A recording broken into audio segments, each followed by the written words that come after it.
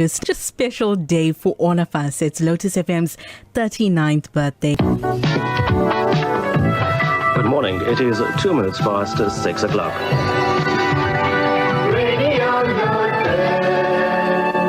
We have a special treat for you, and many people have been guessing. Guesses coming along there on WhatsApp, Rachel. Absolutely. They have smiley faces and laughy faces.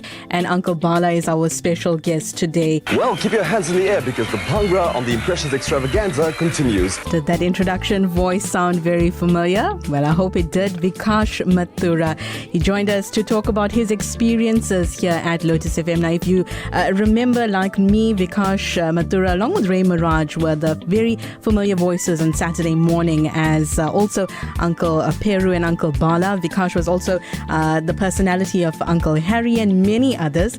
He sat down in a conversation with us to talk about his experience at Lotus FM. A lot of people are going to be really excited when they hear your voice right now. You're going to melt everyone's hearts, especially the women.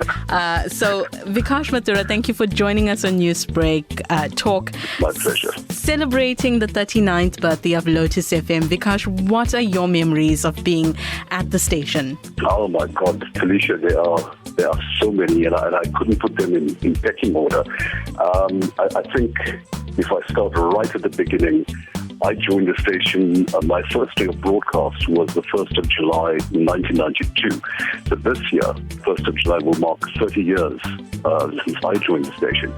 And I remember back then, Khalid Sharif and myself were selected as the two young bucks for the first time in many years to join the station's presenter lineup.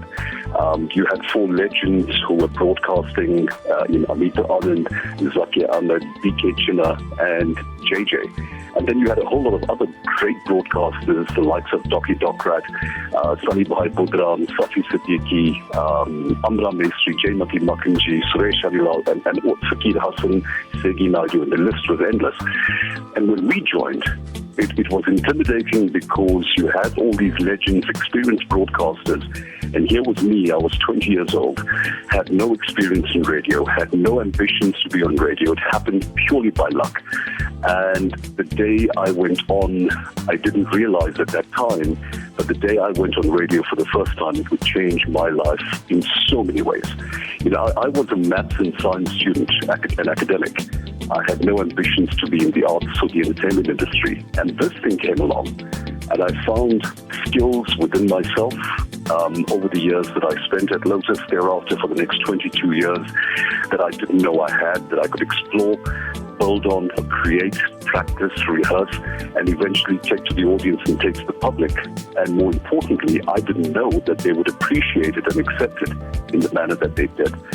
You know, so that would be one of the standout memories. The other memory would be I then would have to talk about Gotcha on JJ's breakfast show, where I had the opportunity for the first time in 1995 to experiment with voices and mimicry, and something that I didn't know I could do. And I got the opportunity to introduce Harry Mama for the first time as a character. And of course, thereafter, Peru and Bala happened in 1997, and that just continued until 2014 when we finally hung up our headphones and retired from Lotus FM. So those would be some of the big stand-up moments, notwithstanding that Lotus FM is where I got to meet my soulmate in JJ. And I have to say that because she's holding the rolling pin and staring at me right now. A real force to be reckoned with, a power couple, and I hope JJ is not using any power with that rolling pin. But Vikash, you summarized your journey here at Lotus FM brilliantly. And the last point that you had brought up was, you know, the impressions and the impersonations that you used to do, and the way you tapped into your creative side to create those personalities. And one of them being, you know, Uncle Peru and Uncle Bala, which became the household funny names, which really was a kickoff point for many local comedians to start their own. Auntie Sheila, Auntie Shamila, Auntie Ramba, all of those people. You really inspired them. What has being Uncle Peru and Uncle Bala been like for you in your career?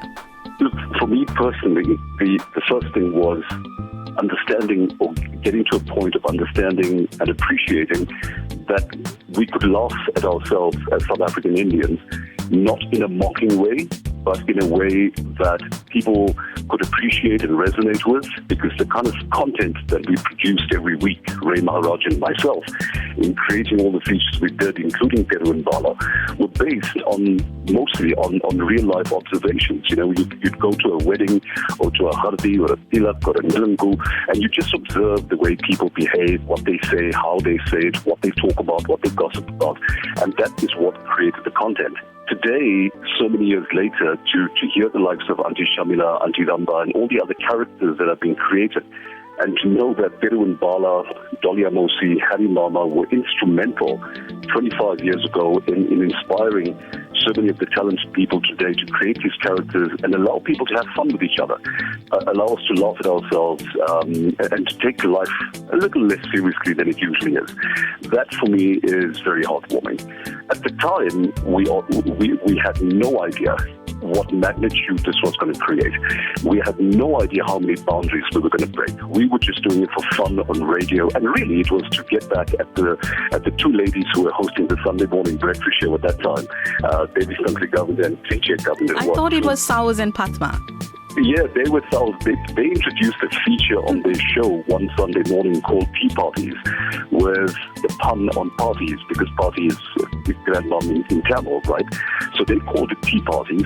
Ray and I on a Saturday morning were being rather misogynist and saying things about our wives that we dare not say at home, and that became very popular. And then on one Sunday morning, Debbie and PJ, without telling us anything, decided that they were going to introduce this feature called Tea Parties.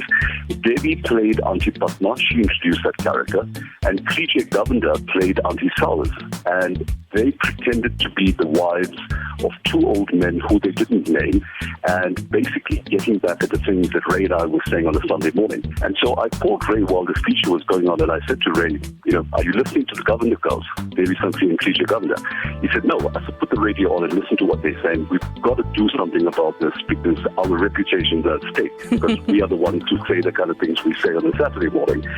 And so the following Saturday, we went on air and did a 5-minute feature pretending to be the husbands of Patma and Sauz, the two characters that Devi and PJ had created the week before. And we got the names because Devi's real-life husband's name is Perumal. So that's where Peru came from. We took Bala's name from twofold. One, S.P. Bala Subramanian was a very popular singer. And then you had B.K. Chinna, whose first name was Balasundram. And so that's where Bala came from. And it was intended to be a once-off feature, just to kind of rebut against what Patma and Sauz had said the week before. What happened thereafter was phenomenal. Neither Lotus FM, nor Ray, nor myself, nor the country, I think, were ready for the kind of acceptance and euphoria that was expressed by the listenership. People for a year, TALISHA, believe it or not, believed that Peru and Bala were real old men who actually came to the studio every Saturday for this 10 or 15-minute feature, because we had not gone on stage at that stage. We did not reveal our identities. And it was only when we did our first stage show in Springfield Park later that year that people got to see Ray and I in disguise and accept these characters for what they were. And thereafter, the books happened. We released 2 books, 4 best-selling DVDs, 2 best-selling CDs, a meme and cartoon series that went viral around the world. There were 4 dissertations done by PhD doctorate students about the social impact that comedy with Peru and Bala has had on the community. There was a racehorse named Nice Like That, after these characters' famous lines. We've had probably close to 1,000 stage shows, cumulatively with more than 3 million people who attended the shows. It was absolutely phenomenal. Nothing in my wildest dreams would have prepared us for what was to come thereafter. And I think the lesson in that, Alicia, is people out there who are artistic, who are creative, and who believe or who are afraid to express themselves creatively, you don't know what's going to happen once you do what you do. It's up to the world to decide, up to the fans to decide whether they like it, whether they accept it or not. So don't be afraid, go out and try. If I could twist your arm, what would Uncle Bala say for Lotus FM for their 39th birthday? Uncle Bala would probably say something like, Welcome everybody. Happy birthday to Lotus FM. I just want to wish all the people who are still listening to the station a joyous celebration, particularly the aunties. You know, you and I have a very close relationship. Just 1 second, Talisha. I think Harry is here.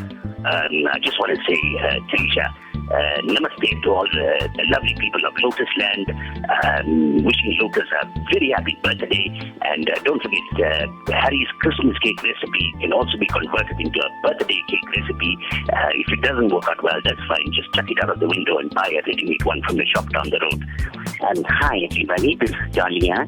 I just want to say hi to all the single men who are listening. Shut up, man. Just be a sandy person for once in your life.